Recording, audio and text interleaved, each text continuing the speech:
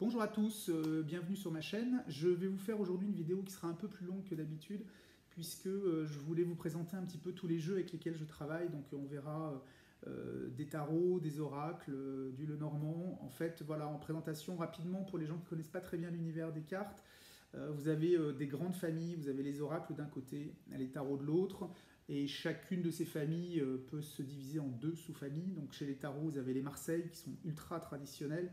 Et puis vous avez les anglo-saxons, les Rider-Waite, qui ont été créés par Monsieur Waite et Madame Rider, si je ne m'abuse pas, et qui ont un côté plus pragmatique, enfin, qu'on connaît chez les anglo-saxons justement, où en fait, vous verrez, je vous expliquerai un petit peu la différence, mais qui ont quand même des structures similaires, c'est-à-dire qu'on a quand même 22 arcades majeures et 78 cartes au total, donc on se retrouve quand même avec une structure de jeu de cartes que l'on connaît, hein, avec des familles, comparé aux oracles en fait, qui eux en revanche ont un nombre de cartes spécifiques à chaque oracle, et puis chaque carte est indépendante de l'autre, c'est-à-dire qu'elle ne fait pas partie d'une famille ou pas partie d'un ensemble particulier, mais chaque carte va donner un petit peu une symbolique.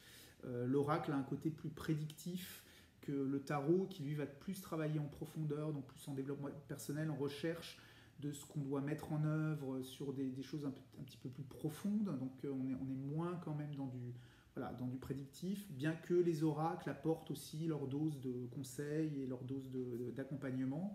Et puis on a une dernière sous-partie de l'oracle qui concerne le petit Lenormand, le jeu de Mademoiselle Lenormand. C'est un jeu avec une structure vraiment très très particulière à 36 cartes, et qui s'exploite quasi exclusivement en ce qu'on appelle le grand tableau, c'est-à-dire qu'en fait toutes les cartes sont retournées et on va on va identifier les différentes réponses grâce à la place des cartes les unes par rapport aux autres. Donc on est plus sur une notion un peu de mapping, et c'est un jeu de cartes qui est très adapté pour les personnes qui ne savent pas trop où elles en sont et qui ont n'ont pas vraiment de questions prédéfinies parce qu'elles sont un petit peu perdues, et qui donc du coup les énergies en présence permettent de faire ressortir les points importants de la vie du moment et d'apporter des réponses, en tout cas de déclencher des questions, déclencher des pistes de travail pour pouvoir ensuite amorcer d'autres types de tirages avec d'autres jeux, et ce qui permet d'avoir une consultation qui est beaucoup plus globale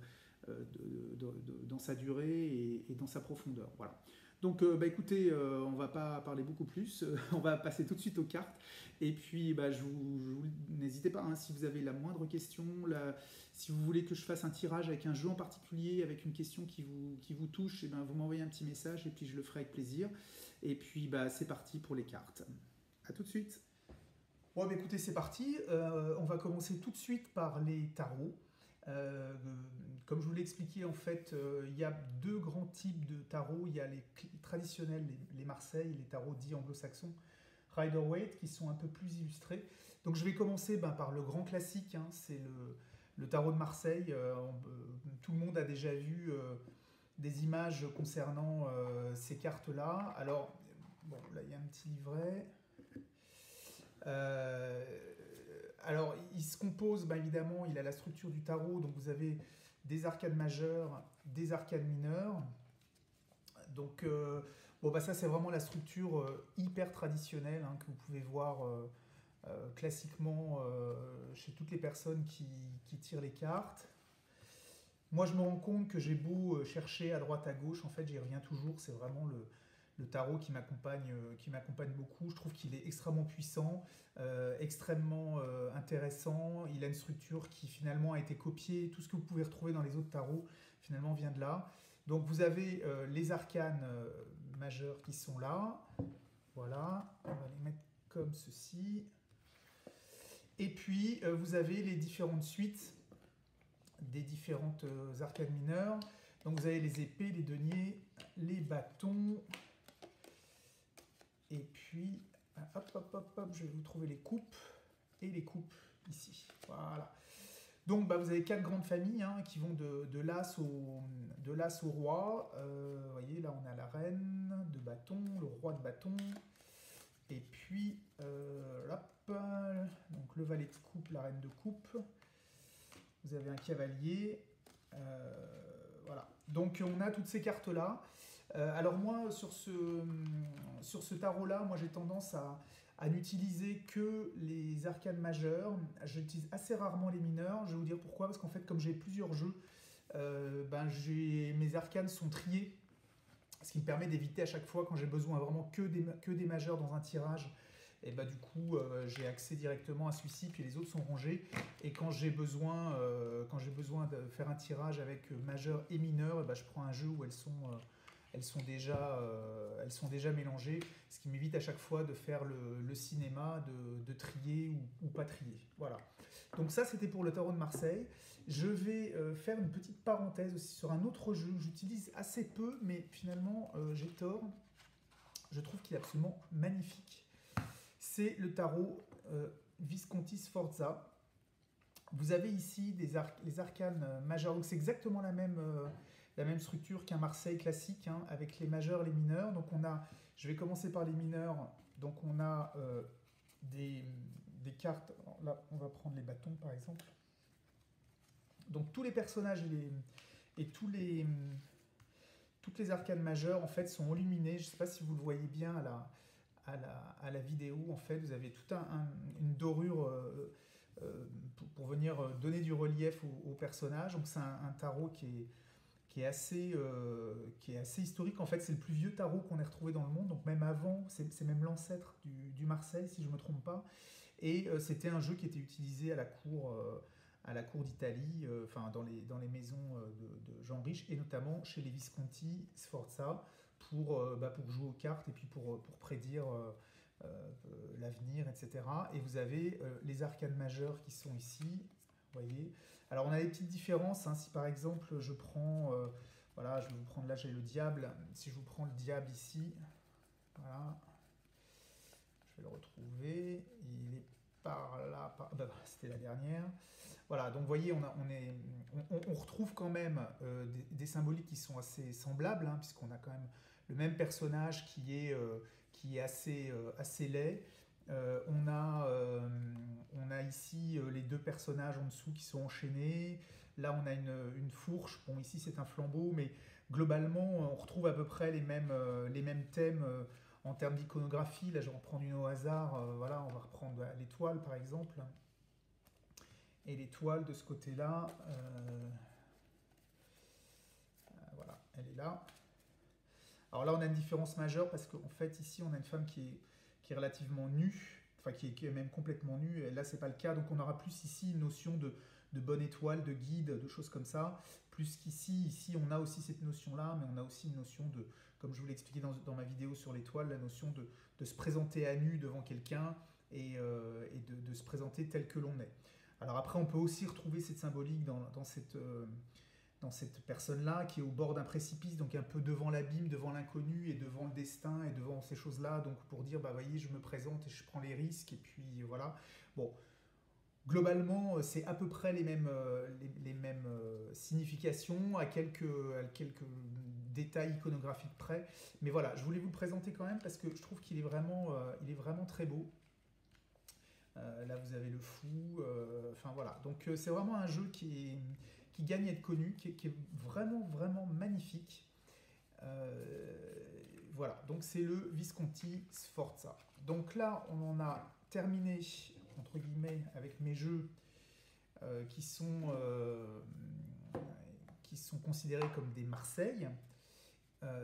Et nous allons attaquer maintenant ce qu'on appelle des Rider-Waite, qui sont des jeux anglo-saxons.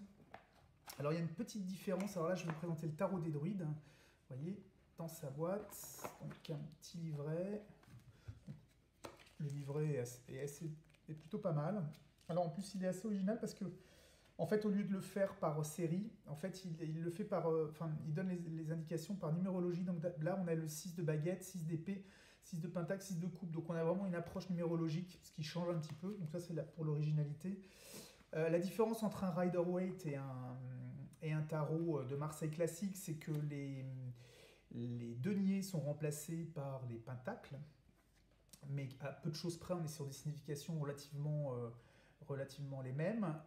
Et puis surtout, la grosse différence, c'est qu'en fait, au lieu d'avoir, comme sur un Marseille ici, par exemple, si je vous prends le 7 de coupe, Si je prends le 7 de coupe ici, alors j'espère que je ne vais pas mettre trop de temps à le trouver. Ah bon, là par exemple, je vais prendre le 4 de coupe et ici le 4 de coupe. Voilà. Donc on voit qu'on n'a pas du tout la même chose, c'est-à-dire qu'ici on a 4 coupes qui sont positionnées sur la carte, bon, ça donne pas grand-chose. En revanche ici, ben, on en a 4, on a une petite scénette, les 4 coupes sont ici 1, 2, 3, 4. Mais ce qui veut dire qu'au niveau de l'illustration, on peut, même quand on n'a aucune connaissance en numérologie, en tarologie, en quoi que ce soit, on peut facilement faire jouer son intuition et apprendre rapidement en fait, à rentrer dans les images du tarot. Et finalement, c'est assez intéressant pour les débutants parce que ça leur permet de pouvoir trouver rapidement les significations des cartes et puis surtout de s'approprier de s'approprier le jeu, si vous voulez, et de se créer des conventions de lecture en fait, qui sont propres aux siennes. Donc ici, par exemple, on voit un personnage qui s'ennuie, il se tient la tête, il a l'air désabusé, il constate que les 3 coupes qui sont devant lui sont vides. Par contre, il y en a une autre là-haut qui l'est un peu moins. Donc on se dit que la créativité est un peu à sec, il a du mal à avancer, mais par contre, on sait qu'il a un peu de ressources par derrière. Vous voyez, on peut vraiment, quand on prend du temps, on peut trouver des significations et puis on peut commencer à raconter une histoire autour de la carte et l'adapter à des choses concrètes. Là, quand on n'a pas de connaissances en numérologie ou en tarologie, c'est quand même beaucoup plus compliqué. Donc ça, c'était pour le tarot, enfin pour les différences pardon, entre les Rider-Waite et donc les tarots anglo-saxons et les tarots dits de Marseille. Donc là, vous voyez, par exemple, on a le pendu, le soleil, donc on a des choses qui sont beaucoup plus réalistes. Le prince de baguette, voilà, il est sur son cheval. Donc, vous voyez, voilà. Donc moi, j'aime beaucoup ce jeu-là, je l'utilise beaucoup. J'utilise les mineurs et les majeurs. C'est vraiment... c'est des jeux qui sont qui parlent très facilement en fait, qui sont très faciles. Moi, c'est un des premiers tarots que j'ai commencé à maîtriser et vraiment pour les débutants, je vous le conseille parce qu'il est, alors déjà l'iconographie, moi j'accroche et puis il est vraiment facile d'accès. Les cartes sont plutôt grandes, plutôt jolies. Voilà, donc moi je travaille pas mal là-dessus. Je vais vous présenter maintenant un autre tarot que j'utilise un petit peu moins parce que je l'ai depuis moins longtemps et que surtout il est un tout petit peu, il est plus branché sur de la réflexion, sur de l'intime, sur du pas du mystique mais sur des choses un peu plus intellectuelles. On va enchaîner par le tarot de la bienveillance. Qui est un jeu qui est très beau, que j'utilise un tout petit peu moins parce que je le trouve moins concret et moins opérationnel que le tarot des druides, mais je vais quand même vous le montrer parce que c'est un jeu qui est très agréable à travailler parce que les cartes sont d'une très grande qualité. Vous avez un livret ici qui vous présente les différentes cartes et puis vous avez donc voilà, donc une tranche dorée et la différence avec les jeux de tarot classiques, c'est qu'en fait, vous avez au lieu d'avoir des baguettes, les pentacles, les coupes ou les choses comme ça, vous avez les 4 signes air, feu, eau et terre. En revanche, vous avez aussi évidemment les arcanes majeures, les 22. Donc là, vous voyez par exemple, vous avez le 8 d'air qui est ici. Bon, là, vous avez la roue de fortune qui porte le numéro 10. Vous avez la justice, donc vous avez l'eau avec des dominantes de couleurs. Le feu, c'est des dominantes orange, l'eau, c'est des dominantes un petit peu vertes. La terre, vous avez des dominantes jaunes, et l'air, vous avez des dominantes bleues. Vous voyez. Et vous avez vraiment des illustrations que moi je trouve absolument splendides, mais vraiment splendides. Donc on retrouve un petit peu comme l'iconographie des pentacles sur la terre. C'est un jeu qui mérite vraiment d'être vu. Alors au lieu d'avoir, alors vous avez toujours roi, reine, valet, mais au lieu d'avoir un cavalier, vous avez ce qu'ils appellent des messagers.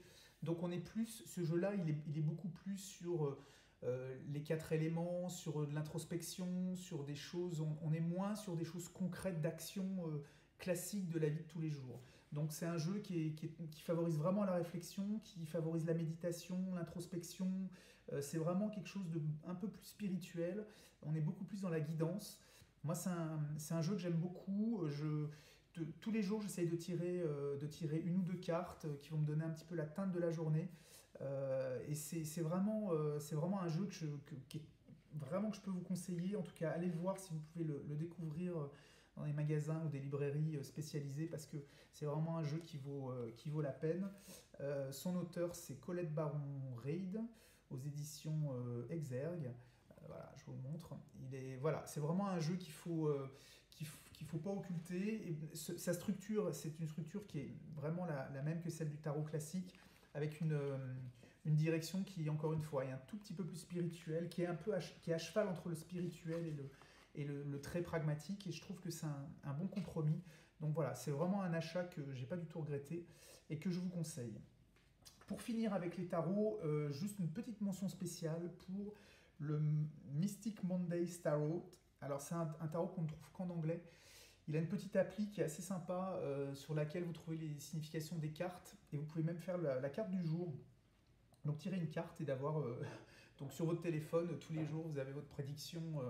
Alors pourquoi je vais vous le montrer? Parce qu'en fait il casse tous les codes du tarot traditionnel qu'on peut trouver et il a des couleurs. Enfin vous allez voir, moi je trouve que l'iconographie est assez ludique et à la limite j'ai même envie de vous dire je trouve que c'est pas mal si vous voulez initier des enfants ou les aider à développer leur créativité ou en tout cas les emmener dans le monde du tarot ou de la tarologie en essayant de les faire découvrir un petit peu les choses avec des choses un petit peu plus ludiques, avec des couleurs plus à même de pouvoir les séduire. Ça peut être un bon moyen. Alors je vous le montre, hein, regardez. Donc on est vraiment sur des couleurs du rose bonbon, enfin voilà quoi. Donc on est vraiment sur de l'imagerie pure et dure. Alors on a évidemment, comme les autres tarots, hein, vous avez la lune, hein, donc on a la structure des tarots classiques hein, avec les arcanes majeures et les mineurs. Donc ici vous avez l'hiérophante en numéro 5, vous avez la justice en 11, voilà, hein, donc l'impératrice, voilà, donc voilà, c'était un petit clin d'œil, je trouvais c'était assez rigolo de vous le montrer, parce que moi quand je l'ai découvert, au début j'y croyais pas, je me disais mais qu'est-ce que c'est que ces couleurs, qu'est-ce que c'est que ce stylisme, moi j'ai besoin de choses très traditionnelles pour rentrer dans cet univers, et puis je me suis pris au jeu, j'ai commencé à travailler les cartes les unes après les autres, et puis je me suis rendu compte que finalement on s'y retrouvait un peu dans les symboles. Alors en revanche quand on démarre, quand on est débutant, évitez quand même d'aller sur des choses, parce que c'est quand même très très simplifié, simpliste, donc si vous n'avez pas une base, vous allez avoir du mal à vous en sortir, mais je trouve que dès qu'on a un peu une petite culture, un petit vernis du tarot, je trouve que c'est sympa, ça change un petit peu, ça donne un côté plus ludique, et puis pourquoi pas quand vous faites, vous voyez là vous avez l'empereur, pourquoi pas quand vous faites un tirage, éventuellement de recouvrir une ou deux cartes avec ces cartes-là qui vont donner un petit peu plus de peps et un peu plus d'énergie à votre tirage ou à votre interprétation. Voilà, après c'est à vous de vous approprier, encore une fois, hein, vous allez le voir, moi, au fur et à mesure je vais vous faire pas mal de vidéos sur la manière de tirer les cartes. Vous allez comprendre que moi, ma philosophie, c'est que c'est bien de se trouver sur des types de tirages que vous pouvez voir dans les livres. C'est toujours rassurant en fait d'avoir des structures bien définies, mais que progressivement, c'est quand même à vous de vous approprier les choses et de faire marcher votre propre créativité. Et finalement, les tirages que vous allez utiliser, ils vous seront propres et vous allez vous les approprier de manière très très personnelle. Donc pourquoi pas avoir ce petit jeu en complément et puis de retirer une ou deux cartes pour donner une teinte juste la teinte du tirage avant de commencer ou au contraire en terminant pour recouvrir. Enfin moi je sais que je m'en sers un petit peu en complément et quand je bloque un peu sur une interprétation parce qu'il me manque un peu des choses, je n'hésite pas à recouvrir avec ces cartes-là. Et du coup, j'ai vu que je vois que le consultant a tendance un peu à... Du coup, ça lui redonne du peps, ça le relance un petit peu. Et puis du coup, on avance un peu plus dans la façon de travailler sur le tirage en question. Voilà, j'ai fini avec les tarots. On va passer maintenant aux oracles. Et puis après, on aura fait le tour un petit peu de tout ce que j'utilise pour travailler et puis pour faire des tirages. c'est parti pour les différents oracles que j'utilise au quotidien. Alors je vais commencer par le plus ancien que je possède pour vous dire. L'autre jour, je regardais le livre qui va avec et je voyais que son prix était en francs. Donc vous voyez, nous sommes en septembre 2020, donc ça date pas d'hier. C'est l'oracle de la Triade, c'est un grand classique. C'est un jeu que j'ai eu quand j'étais vraiment très très jeune. Je crois que c'est vraiment le premier jeu que j'ai commencé à avoir. Quand on est très jeune, qu'on a moins de 20 ans, en fait, on est assez séduit par les oracles parce qu'on a envie on a envie d'en savoir plus sur l'avenir, etc. Donc on est vraiment attiré par le côté prédictif. Et puis en prenant de la maturité, on lâche un petit peu le côté prédictif pour aller plutôt sur du tarot et sur du développement personnel parce qu'on a envie d'être accompagné dans sa maturité. Et puis après, une fois qu'on maîtrise un petit peu les deux, on a tendance à revenir un petit peu aux deux et puis du coup à trouver la complémentarité, de pas vraiment opposer l'un à l'autre, mais de travailler ensemble. Donc c'est pour ça que je l'ai ressorti en fait il y a assez peu de temps, peut-être 2-3 ans. Et j'ai commencé, du coup, en fait, les connaissances que j'avais en tarot m'ont permis du coup, de reprogresser encore au niveau de cet oracle.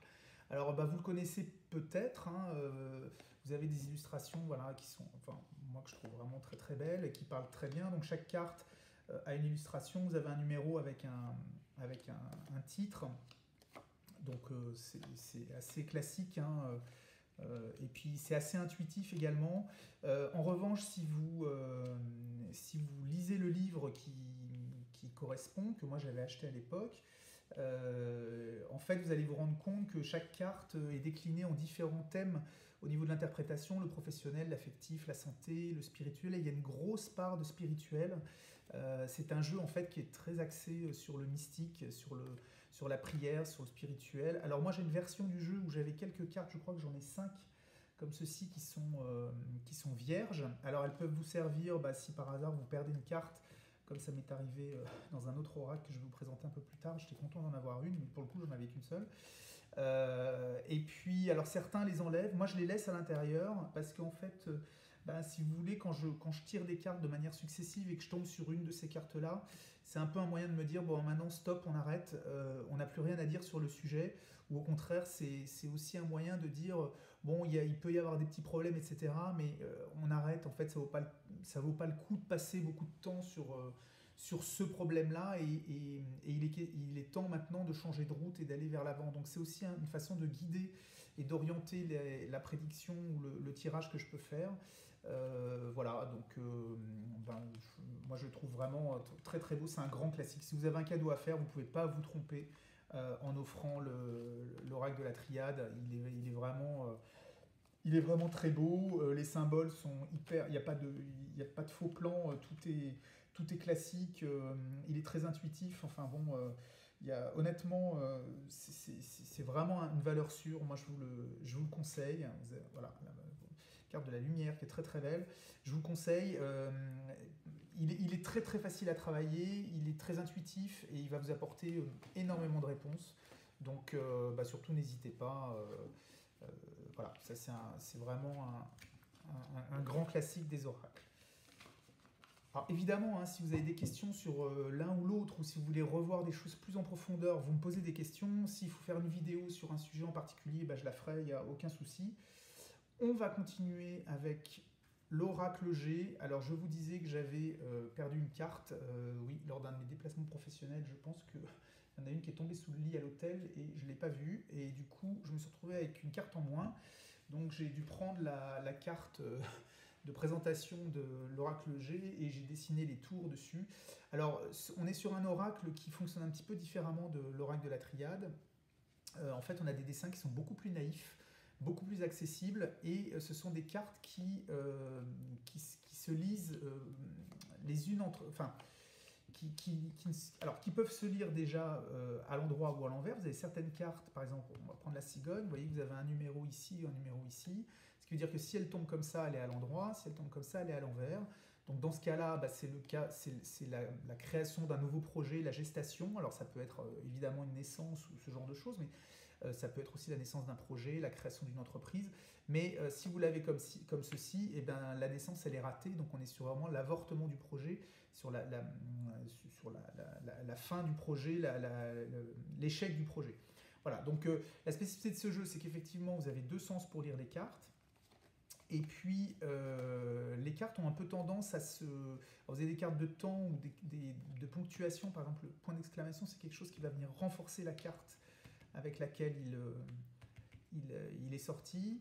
Vous avez des cartes, beaucoup de cartes de personnages, donc brun dans un sens, blond dans l'autre, mais qui montrent aussi des époques de la vie, c'est-à-dire qu'une petite fille, ça peut être aussi bien une petite fille, la fille du consultant, ça peut être un enfant, mais ça peut aussi montrer l'état d'esprit du consultant quand il était enfant, ou alors parler d'immaturité ou de commencement dans un projet.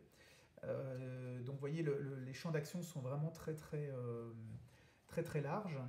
Donc vous avez, voilà, et alors je vous parlais de ma fameuse carte numéro 5, et c'était la carte Oracle G, donc j'ai refait un dessin, et du coup c'est devenu la carte des tours, parce que j'avais plus cette carte-là dans mon jeu.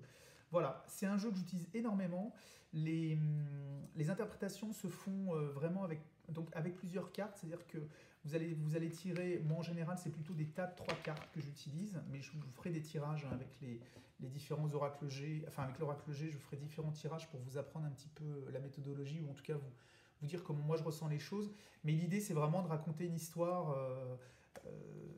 Voilà, par exemple, ça c'est la carte de la pensée, les coquillages, le coquillage c'est les voyages lointains, les choses qui se passent loin, enfin voilà. Et ça c'est la rose, c'est des choses agréables, donc on pense à des choses qui sont lointaines, alors ça peut être des souvenirs et qui du coup sont agréables. Vous voyez, bon, c'est un exemple, ça n'a pas de sens, hein, je l'ai pris comme ça, mais l'idée c'est pas de prendre chaque carte de manière individuelle, mais c'est vraiment de la combiner aux autres pour raconter une histoire, un petit peu comme quand les enfants à l'école, ils ont des petits morceaux de papier avec des mots et on leur dit tu les mets dans l'ordre pour faire une histoire. Là c'est un petit peu la même chose, donc on a la pensée, le lointain et le plaisir. Et on pense à des choses qui sont lointaines, alors qui peuvent être soit très loin dans un sens de voyage, soit lointaines dans la mémoire, et qui en plus procurent du bonheur. Voilà, donc c'est assez simple, hein. C'est vraiment de l'association d'idées, mais surtout, moi cet oracle G, quand j'ai commencé à le travailler, il m'a fait énormément progresser dans tous les jeux, parce qu'il m'a apporté des déclics sur la manière de construire ma réflexion et de construire les différentes interprétations que je pouvais faire des jeux. Donc ça, je trouve que c'est un très bon exercice, il est très pratique au sens vraiment pragmatique et opérationnel. C'est un jeu qui est très concret, on part pas dans des délires un peu mystiques comme on peut avoir dans certains jeux. Donc là, c'est vraiment quelque chose qui donne des réponses vraiment très précises, très directes et très rapides. Donc c'est vraiment un jeu qui vaut le coup d'être visité, parce qu'il est bon, et puis de toute façon c'est un grand classique, hein, donc c'est pas pour rien, hein. Voilà, donc n'hésitez pas, c'est pareil, si vous voulez des questions sur l'oracle G, n'hésitez pas, vous me laissez un petit message et je me ferai un plaisir de vous répondre, ou éventuellement de vous faire une réponse, enfin une vidéo sur le sujet. Et on va arriver maintenant à un jeu que j'ai depuis 8 jours, qui vient d'être réédité, que je trouve absolument sublime. Il est aux éditions Trajectoire, voilà. C'est l'Oracle Bleu qui vient d'être réédité. J'ai commencé à l'utiliser au-delà des cartes qui sont sublimes et magnifiques. Alors on a un petit livret que je trouve un peu cheap pour le coup, qui n'est pas génial, qui va pas du tout avec la qualité du reste du jeu, parce que franchement pour le reste c'est vraiment le top. Vous avez un petit pochon à l'intérieur pour trimballer vos cartes, donc ça peut être relativement pratique si vous partez en voyage, souvent, ce qui est mon cas. Et le peu de tirages que j'ai pu commencer à faire pour m'approprier ce jeu était absolument époustouflant et scotchant de vérité. Alors, est-ce que c'est parce que je suis bien connecté au jeu, ou est-ce que, je ne sais pas, j'étais dans de bonnes dispositions, mais j'avais vraiment des tirages qui se faisaient de manière limpide. Je l'ai utilisé il n'y a pas très longtemps avec des collègues que je ne connaissais pas, et donc j'étais vraiment vierge de tout, à la fois du jeu, à la fois de la personne, à la fois... Et le déroulé de l'histoire était vraiment comme dans un livre ouvert, enfin c'était vraiment incroyable. J'ai une connexion avec ce jeu qui est vraiment dingue. Vous avez des illustrations, alors évidemment il y a énormément de bleu, donc si vous n'aimez pas le bleu, c'est vraiment, ça va pas. Vous avez des saisons, donc qui vous donnent des notions de temps, avec l'hiver, avec l'automne, l'été. Vous avez les 4 éléments, voilà, le feu. Vous avez voilà, donc des illustrations qui sont absolument splendides, vraiment splendides. Moi j'adore. vraiment, il n'y a pas d'autre mot. Je trouve que l'univers, il est absolument dingue. Alors donc évidemment il y a des personnages, hein, la jeune fille, je crois qu'on a vu passer le jeune homme, vous avez l'homme ici. Euh, Regardez le pouvoir, je trouve ça intéressant de donner une connotation un peu sexuelle, un peu convoitise au pouvoir, mais qui en plus, il y a une notion de miroir et donc d'ego. Donc je trouve que les symboles sont vraiment sublimes. Euh, voilà, vous avez l'âme sœur là qui est superbe. Voilà. Donc moi, franchement, moi c'est vraiment ce jeu, c'est vraiment un de mes préférés. Je le manipule tous les jours depuis que je l'ai. Il me parle énormément. Je le trouve graphiquement absolument incroyable.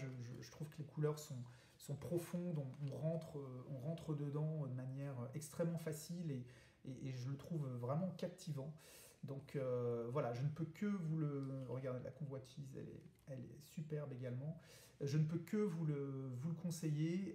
Il vient d'être réédité. Alors je ne connais pas l'édition qu'il y avait avant, mais en fait je l'ai attendu tout l'été pour tout vous dire.